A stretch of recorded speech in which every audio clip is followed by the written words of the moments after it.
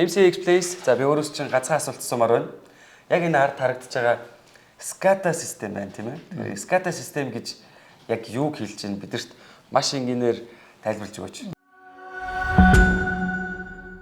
Яг ойлоо одоо хаягдл ус бол дахин боловсруулах үйлдвэрийн SCADA системийн өрөөнд сууж байна. Тэгээ SCADA систем гэдэг нь болохоор ингээд хяналтын нэгсэн систем гэсэн үг. Тэгээ хяналтын нэгсэн системийн хүний биетэд зөвлөх юм бол яг SCADA системд нөрөө уураг тархина.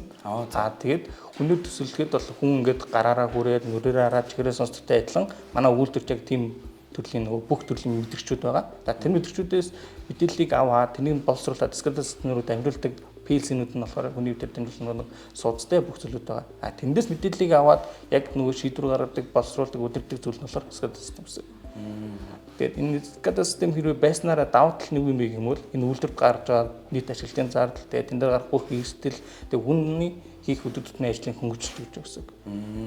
Тэгээд яг манай үйлдвэрийн яг үндсэн одоо яг бос SCADA системээс ялгаатай давуу зүйл нь гэвэл одоо яг энэ дээр нөгөө нэг ус дахин зөвшөөрлөхөд бактериудыг ашиглаад тэр бактери нь болохоор яг юунд ашигладаг юм бэ гэвэл шин цэвэрлэх байгууллагаас ирж байгаа усыг зөвшөөрлөхийн тулд бактери үржүүлээд тэр бактери нь болохоор бас энгийн ингээд үрждэггүй тодорхой яг заагдсан нэг юм тааламжтай нөхцөлд амьдардаг. Тэр нөхцөл нь болохоор одоо нэмэх 30-аас 40 Цельс гэдэг юм үү те. Тэрийг гэхдээ яг Монголд 24 цагийн хугацаанд одоо ингээд байнгын тасралтгүйгээр үржүүлдэг гэсэн. Тэр нь өвөл гадаа 100 байна уу өвөл нь хамаагүй одоо саяны өвөл гэхэд тасралт 40 байхад манай өвөлд тасралтгүй ажиллаад нөгөө бактериудыг үржүүлээд яг нэг усыг цэвэршүүлээ дахиад цаашаа цэцлэгийн станцуудад техник ус болтол нь цэвэршүүлэх үйлдэлүүдийг хийж байгаа гэсэн. Тэрүүгээр илүү давталтай.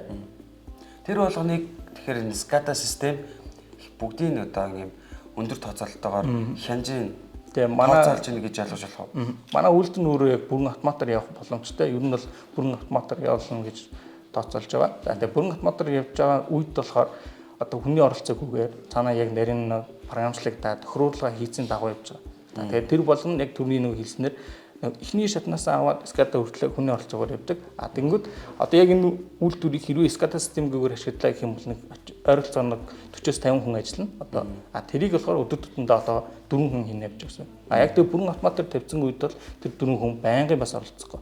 Ерөнхийн нөгөө параметруудыг хяналтаар байна гэсэн.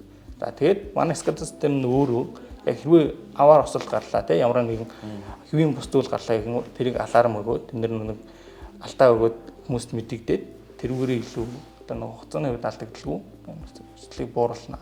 Би яг энэ асуултыг асуух гэсэн. SCADA систем хэрвээ байхгүй байсан бол ямар үр дагавар гарах вэ гэдэг те. Тэр маш олон хүмүүс бас соригчиж магадгүй. Ер нь Монголд энэ SCADA системийн хэрэглээ хэрэг хөтг юм бэ? Нөгөө ашиглаж байгаа системээс хамааруулаад олон төрөлд байгаа. Дамааны эрчим хүчний систем болон одоо энэ манайд нь ерөнхийдөө том уурхаанууд ихтэй. Тэн дээр бүгдэн дээр нь байгаа хэсэг. Тэгээд энэ аль системд ашиглаж байгаагаа хамруулаад жоохон өөр. Гэхдээ яг үндсэн ажиллагааны зарчим бол яг адилхан. Одоо энэ бол бидний одоо энэ харж байгаа энэ ард байгаа бол усны салбарын SCADA систем гэж ойлгож болох уу? Тийм. Тэр нь одоо яг бусдаас онцлог зүйл нь тэр өмнөдөө уцтай адилхан нэг илүү нарийн гэсэн үг. Одоо яг тэр бактерийг одоо чинь нөгөө эмзэг тэгээд тэрний яг тухайн нөгөө параметрээр нь барьж байхгүй бол нөгөө бактери нүгүү болно эсвэл хийдих болно тэгээд нөгөө гарч байгаа нөгөө усанд маань чанарт нь нөлөөлнө тэр болгоно бүгдний SCADA систем өөрөө автоматар тохируулж явдаг гэсэн. Тэгэхээр Монголд одоо анх удаага баригдаж байгаа хаягдл ус дахин боловсруулах үйлдвэр бас нэг компактийн хүрээнд бас мөн энэ ус гүн цэвэршүүлэх үйлдвэр бас байгуулагдаж байгаа тийм ээ. Тэгэхээр энэ болгоно усны салбарт SCADA систем байснараа одоо ерөөдөө хамгийн өндөр стандартыг бол хангаж ажиллах гэж ойлгох юм шиг байна тий.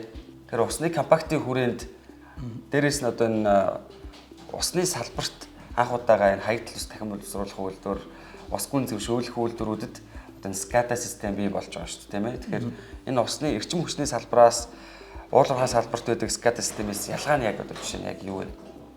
Илүү энэ үйлдвэрийн манай одоо энэ хаягдл ус дахин боловсруулах үйлдвэрийн хувьд гэж үзэх юм бол одоо яг энэ илүү ус цэвэршүүлэх талдаа тэгээд тэн дээр илүү бид нар юун дээр анхаардаг вэ гэвэл усны нөгөө чанартай одоо яг анх ямар ус орж ирсэн тэрийг бид нар яаж цэвэршүүлж байгаа тэгээ яг станцууд руу өгөхдөө яг нэг гарч байгаа нөгөө эзэн бүтээгдэхүүн баг штэ тэр нь бас яг тодорхой хэмжээний нарийн чанартай одоо нөгөө цааш нь цахилгаан системүүд өгч учраас тэр болгоныг нь нарийн хяндаг гэсэн. Тэгээ бүрэн автомат систем яг ажиллаж байгаа үед бол тэр нь одоо хүний оролцоогүйгээр 24 цагийн хугацаанд өөрөө ингээд зохицуулалт юм наа гэсэн. За контент дуусгаас өмнө ганцхан асуултсан бүр хэрвээ одоо энэ SCADA гэдэг одоо жишээ нь хяналтын систем гэдэг байгаа шүү дээ. Унтруул одоо жишээ нь үйлдвэрчүүд юм уу хяналтаа алдна гэсэн зүйл байдгүй байхгүй. Маш муугар бодоод одоо яг манай SCADA систем байхгүй боллоо шүү дээ. Тэнгүүд тэрний дараагийн нэлээд би нөгөө level 2 гэж хэлсэн шүү төвшөө 2. Тэн дээр PLC-нүүд гэж байна. Тэр нь бүх барилга дээр өөр дээрээ бас яг SCADA-г л арай жижигхэн HMI систем гэж байдаг.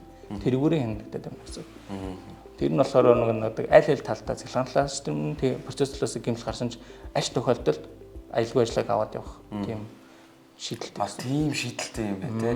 Маш тэр өөр нь бол үйлдвэр удирдлаггүй болно гэдэг бол маш ойлголт байхгүй бай те.